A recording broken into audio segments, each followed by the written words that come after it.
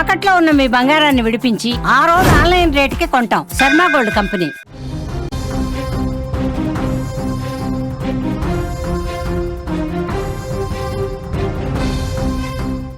Breaking అందుతోంది. Tension పెడుతోన్న Montha తుపాను తీవ్ర రూపం దాల్చింది. విశాఖలో మోంతా తీవ్ర తుపాను బీభత్సం కొనసాగుతోంది.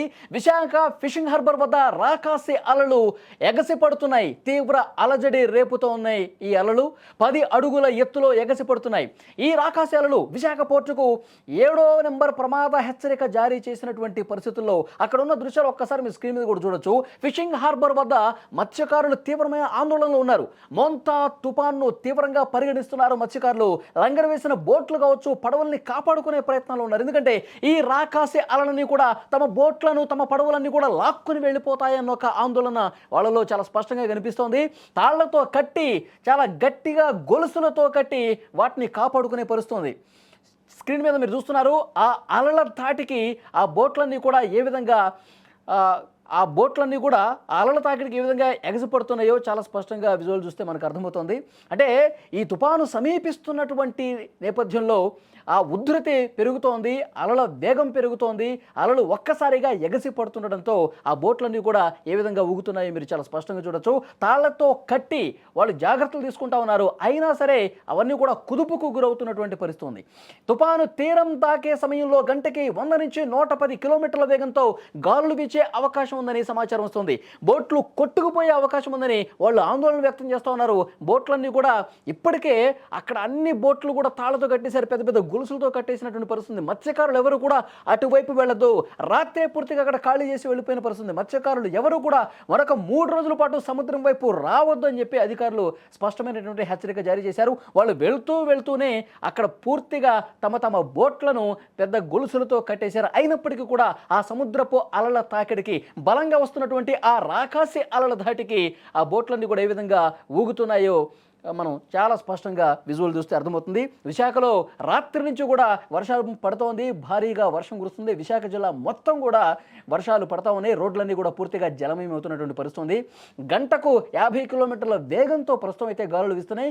అదే తీరం దాటే సమయంలో పెద్ద ఎత్తున భీకర గాలులు వీచే అవకాశం ఉంది. గంటకి 110 కిలోమీటర్లకు పైగా గాలులు వీచే అవకాశం ఉన్నట్టుగా స్పష్టమైన సమాచారం వస్తుంది. చాలా చోట్ల చెట్లు విరిగి పడుతున్నాయి, చాలా చోట్ల విద్యుత్ సరఫరా కూడా అంతరాయం ఏర్పడుతున్నటువంటి పరిస్థితి. విశాఖ వాసులు ఈ మోంతా తుఫాను ఎంత భీకరంగా వస్తుందో, ఇంకే ఎంత వర్షపాతం నమోదవుతుందో, ఈ గాలుల తీవ్రత ఏ స్థాయిలో ఉంటుందని చెప్పి ఆందోళన ఉన్నారు. ఎందుకంటే గతంలో హుదుహుదు తుఫాను మిగిల్చినటువంటి విషాదం వాళ్ళ కళ్ళ ముందు కనిపిస్తూనే ఉంది.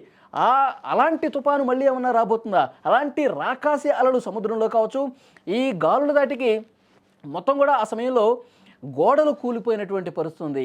తర్వాత పెద్ద పెద్ద చెట్లు విరిగిపడిన పరిస్థితి ఉంది. కరెంటు పోల్స్ కూడా, బలమైనటువంటి పోల్స్ కూడా విరిగిపడ్డ సందర్భం గతంలో జరిగింది. సో మళ్ళీ అలాంటి పరిణామాలు ఏమైనా ఉద్భవిస్తాయా అంటూ వాళ్ళు కొంత ఆందోళనలో ఉన్నటువంటి పరిస్థితి ఉంది. ఇక కోనసీమ జిల్లా విషయానికి వస్తే విస్తారంగా వర్షాలు పడతా ఉన్నాయి. వర్షం కారణంగా చాలా చోట్ల విద్యుత్ అంతరం ఏర్పడింది. పలు మండలాల్లో ఈదురుగాలు కూడా బలంగా వీస్తున్నటువంటి పరిస్థితి ఉంది. ఈరోజు ఉదయం నుంచి కూడా భారీ వర్షపాతం నమోదవుతుంది. సముద్ర తీర ప్రాంత ప్రజల్ని సురక్షిత ప్రాంతాలకు తరలించినట్లుగా అధికారులు చెప్తా ఉన్నారు.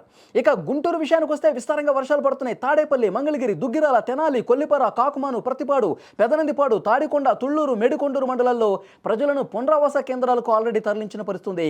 గుంటూరు నగరపాలక సంస్థ పరిధిలో 72 పునరావాస కేంద్రాలు ఏర్పాటు చేశారు. ఇటు బాపట్లలో కూడా విస్తారంగా వర్షాలు పడుతున్నాయి. అధికార యంత్రాంగం, పోలీసులందరూ కూడా అప్రమత్తమైనటువంటి పరిస్థితుంది. అక్కడ నిజాంపట్నం హార్బర్లో 5వ నంబర్ ప్రమాద హెచ్చరిక జారీ చేశారు.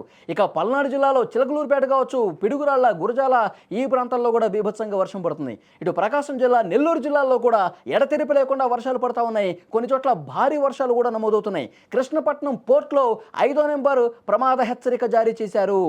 సో ఓవరాల్గా ఈ కోస్తా తీరం మొత్తం కూడా విపరీతంగా వర్షాలు కురడంతో పాటు గాలులు కూడా వీస్తూ ఉన్నాయి. పోర్టుల్లో ప్రమాద హెచ్చరికలు జారీ చేసిన పడుతుంది. కాకినాడ పోర్టులో 10వ నెంబరు ప్రమాద హెచ్చరిక జారీ చేశారంటే అక్కడ ప్రమాద ఘంటికలు ఏ స్థాయిలో మోగుతున్నాయో కూడా స్పష్టంగా అర్థమవుతుంది.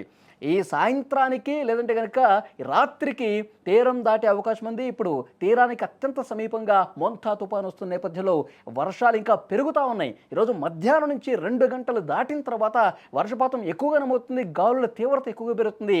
సముద్రంలో అలలు కూడా ఉవ్వెత్తున ఎగిసిపడుతున్నటువంటి సమాచారం వస్తోంది.